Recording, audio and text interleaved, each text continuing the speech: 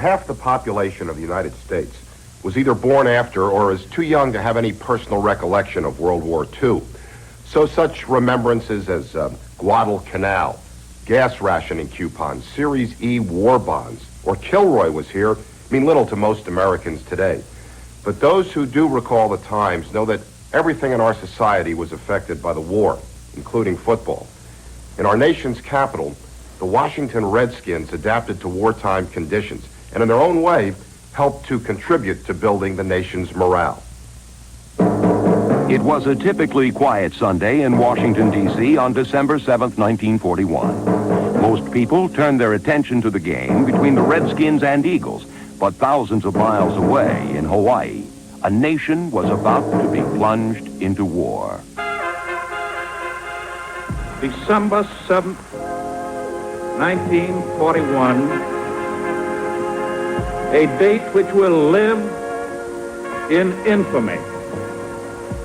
The United States of America was suddenly and deliberately attacked by naval and air forces of the Empire of Japan.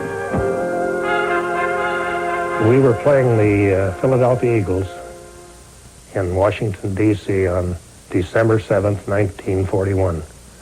And that's when the Japanese attacked Pearl Harbor. And it was during the game that this attack happened. When we got out in the second half, they kept announcing over the loudspeaker, J. Edgar Hoover, report to your office immediately. Jesse Jones, Secretary of Commerce, report to your office immediately. And they were calling General so-and-so, report to your office immediately. It was quite an odd thing to hear all these people that were being paged. They paged hundreds of people out of the stands at the Redskin game that day.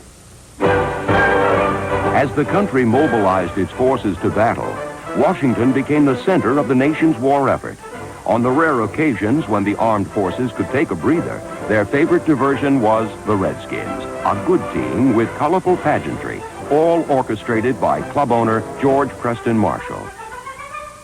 George Marshall was the showman of the National Football League. He was the first one that had a good band, and he had the Redskin band. And he had them all painted up and bought them all Indian costumes, and they paraded around at halftime, and the fans liked it very much. Marshall not only used the band to lift the spirits of the military, but also to wage war on opposing teams. George Preston Marshall decided to follow George Hallis's trick, and he put the Washington Redskins band behind our bench at Griffith Stadium, I believe it was called, Washington, D.C. So the next year we went in, I took a wire cutter and I just cut the amplifier wire. I was the end of that.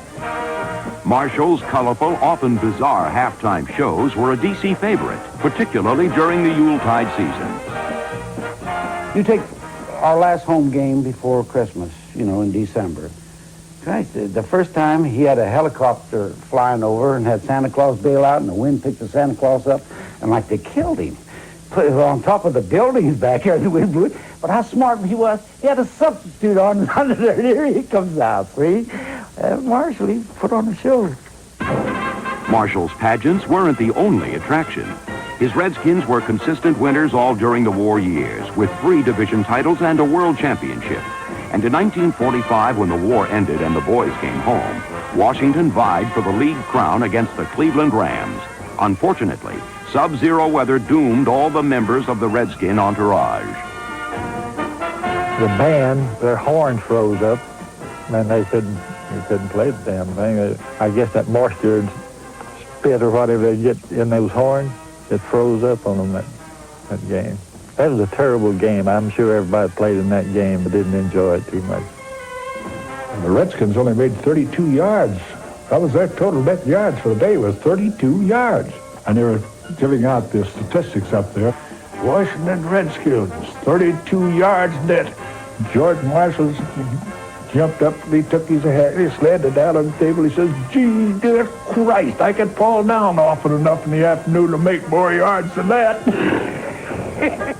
Although the Washington war years ended on a chilling note, the Redskins and owner George Marshall could rightfully feel a warm glow of contribution to the nation's morale during World War II.